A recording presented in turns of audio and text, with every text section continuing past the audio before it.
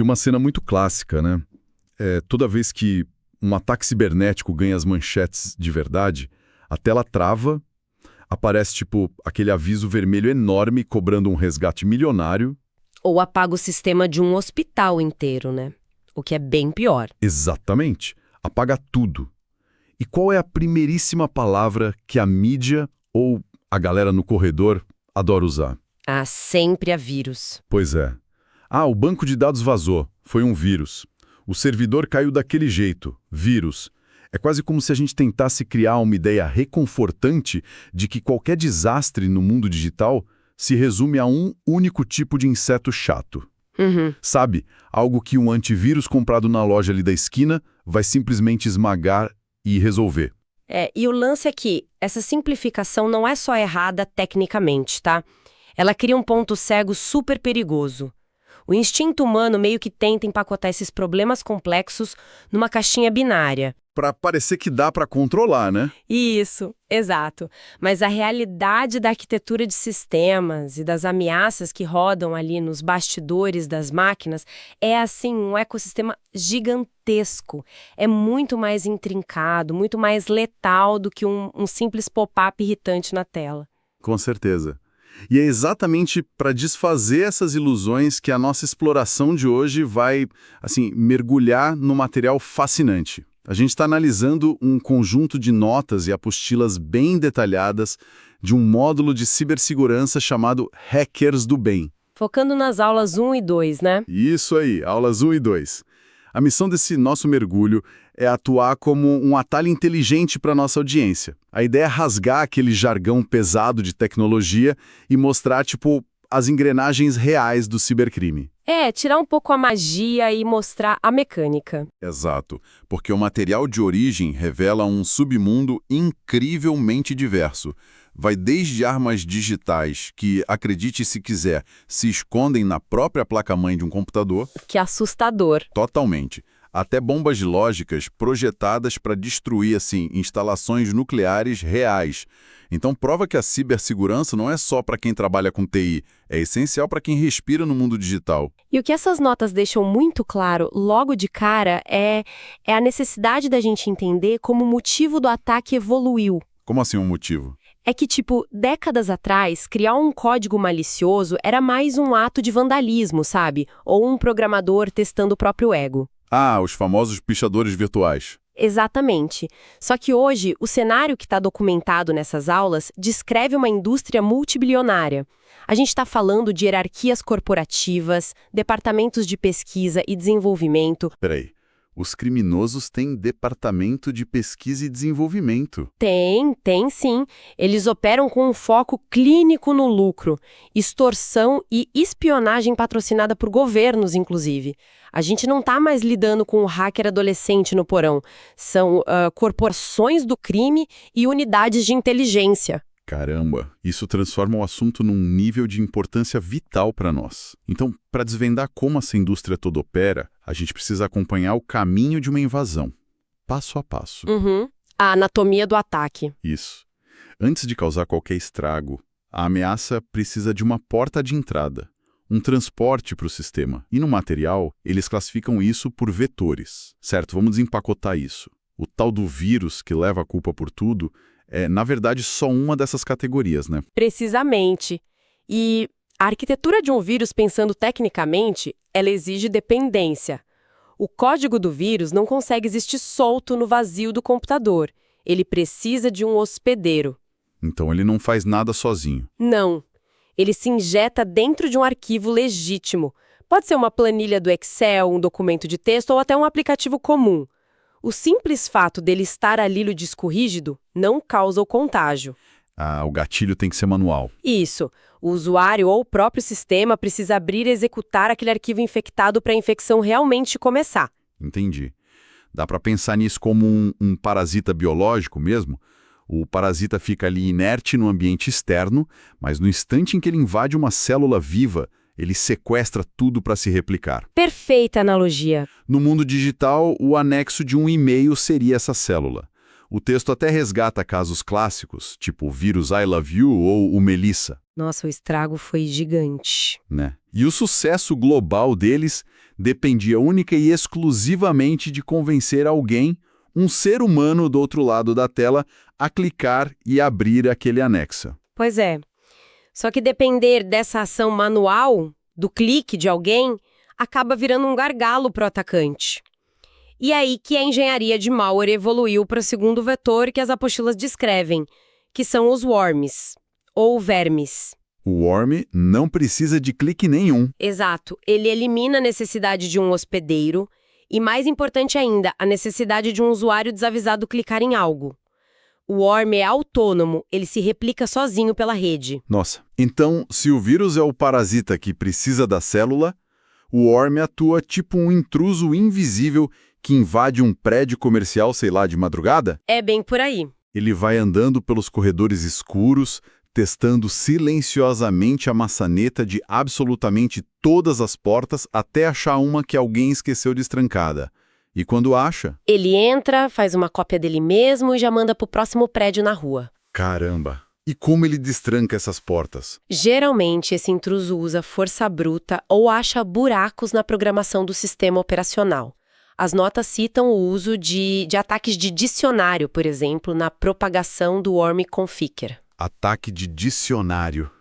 Como funciona isso na prática? Significa que o worm chega num servidor pedindo senha e, ao invés de tentar uma vez, ele dispara um script automatizado. Ele testa milhares de palavras de um dicionário, mais aquelas senhas comuns, tipo 1, 2, 3, 4, 5. Em frações de segundo, eu imagino. Isso. Frações de segundo. Ele bombardeia o sistema de login até a probabilidade de jogar a favor dele e a porta abrir. E tudo isso enquanto o dono do computador está lá, dormindo. Que pesadelo. Tem também o caso do SQL Slammer citado lá. Ele paralisou redes de internet no mundo todo, explorando uma falha em servidores da Microsoft.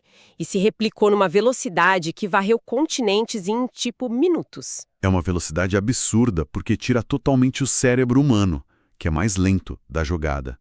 Mas aí o material fala de um terceiro vetor que faz exatamente o caminho oposto. Ah, sim. Ao invés de usar matemática pura e força bruta, ele ataca diretamente a nossa psicologia. Os Trojans, né? Os famosos cavalos de Troia.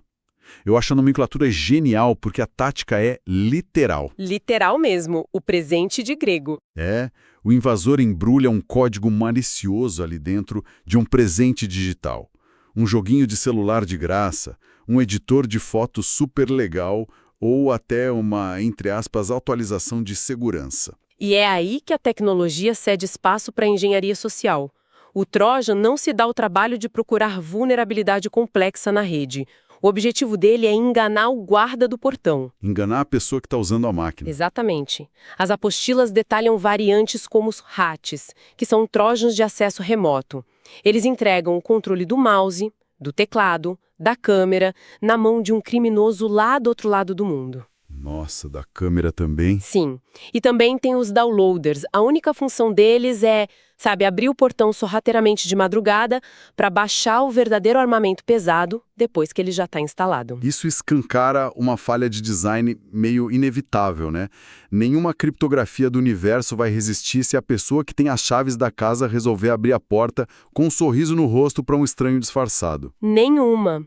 É o elo mais fraco. E o material até menciona uma zona cinzenta, que são os PUPs ou POAs. Ah, os programas potencialmente indesejados. O tal do Greyware. Isso. A pessoa vai baixar, um leitor de PDF gratuito e, porque ela não leu e não desmarcou uma caixinha minúscula lá no instalador, ela acaba com o navegador cheio de barras de ferramentas novas. Aquelas que ninguém pediu e que não saem por nada. Exato.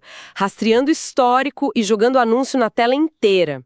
Não é uma espionagem digna de um filme do James Bond, mas mostra como a linha entre um software de publicidade super agressivo e um malware real é muito fina. Muito fina mesmo.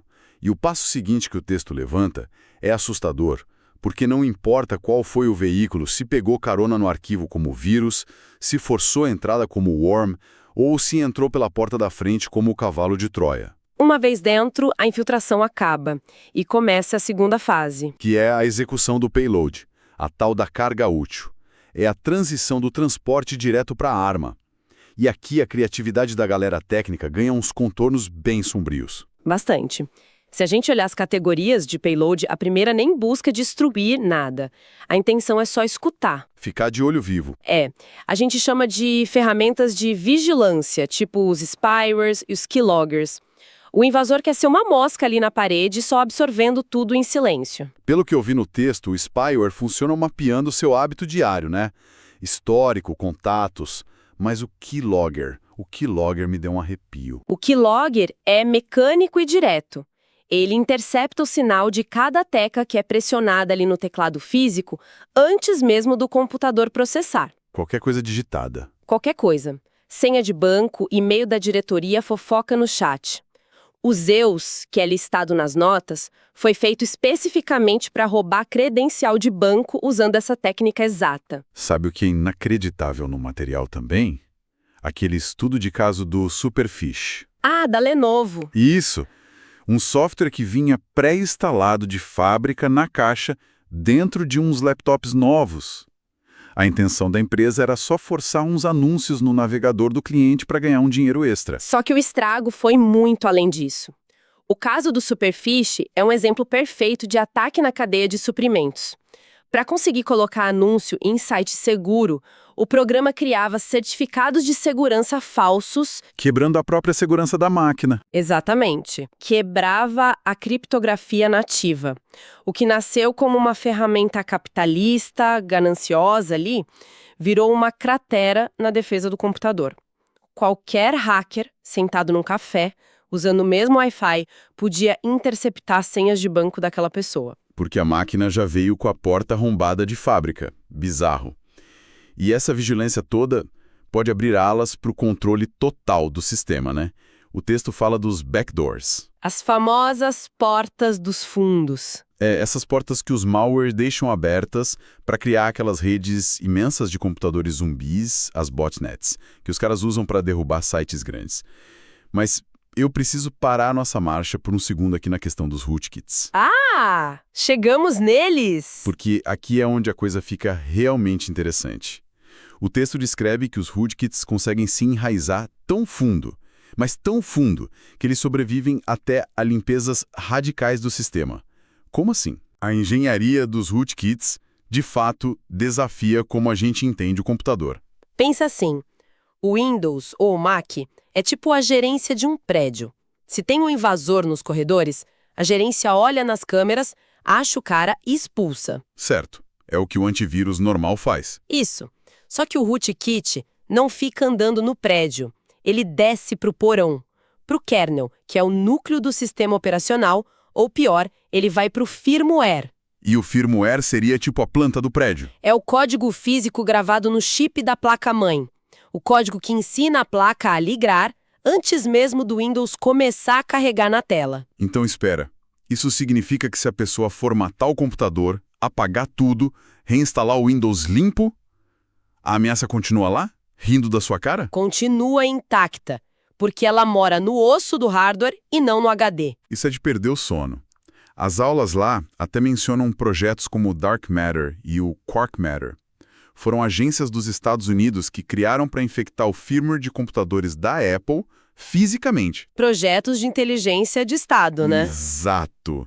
Como é que uma pessoa normal, ou até um banco, pode confiar no próprio computador se a peça de metal da máquina pode estar corrompida? Pois é, e essa erosão total de confiança é, tipo, o grande drama da cibersegurança hoje.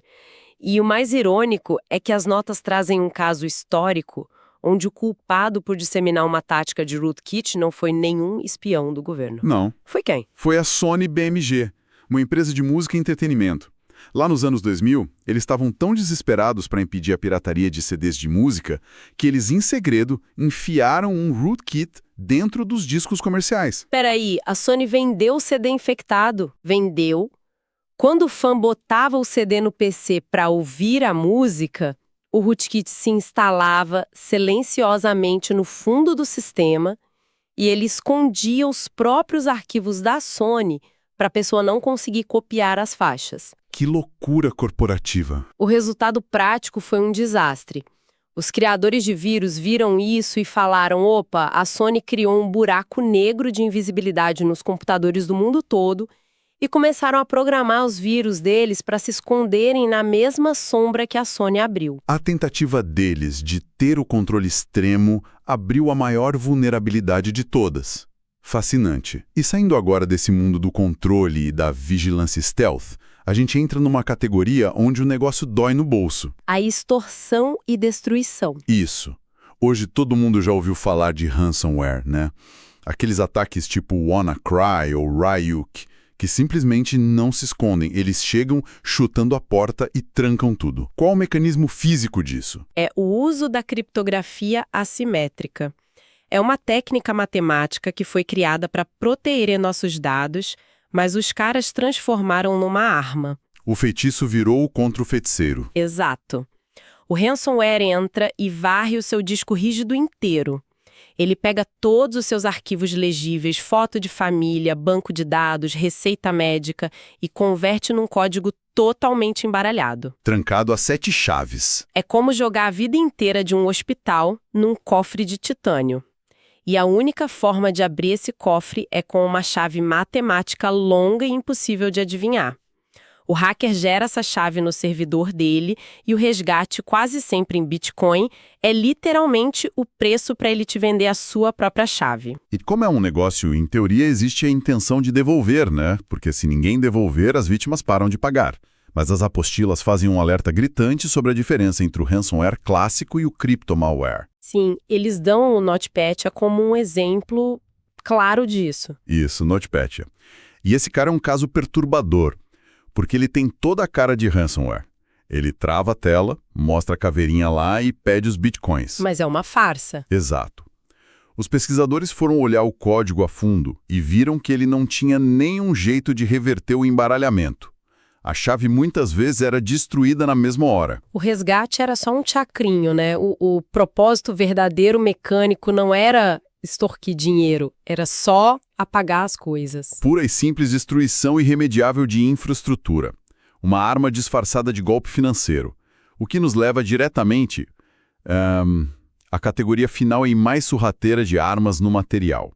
As bombas lógicas. As bombas lógicas são a cereja do bolo da espionagem. É o conceito de uma carga maliciosa que já está lá dentro.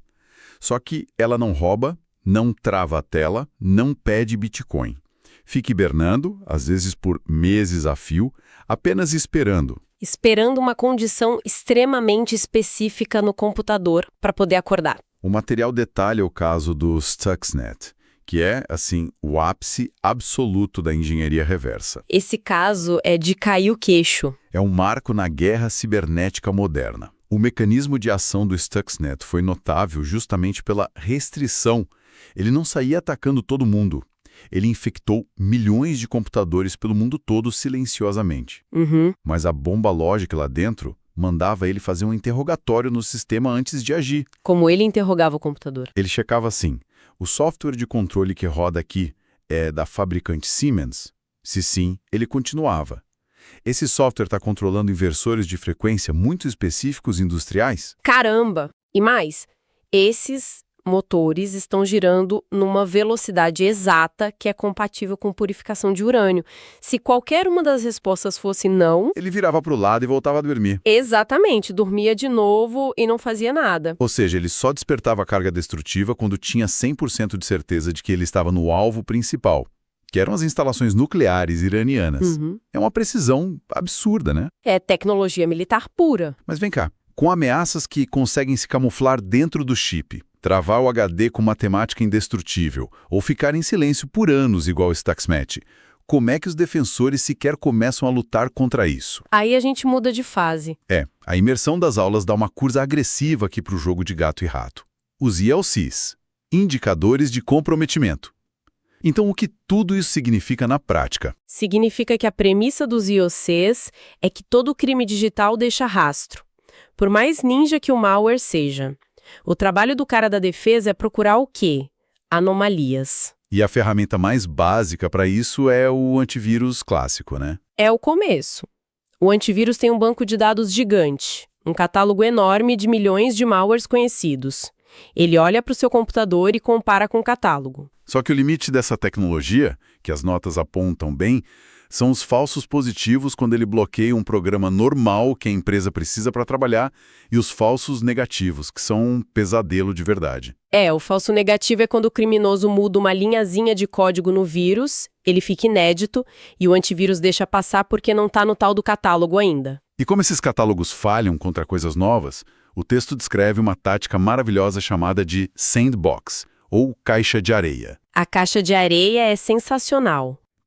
Basicamente, os caras da segurança criam um computador falso, virtual, e jogam um arquivo suspeito lá dentro para ver ele explodir num lugar seguro. Só que O malware evoluiu para saber se ele está dentro da caixa. essa é a parte genial do gato e rato. O código do vírus começou a avaliar o ambiente físico. Ele checa, peraí, quantos processadores tem aqui? Quanta memória RAM me deram? E percebe que é pouco demais para ser um computador de uma empresa de verdade. Exato.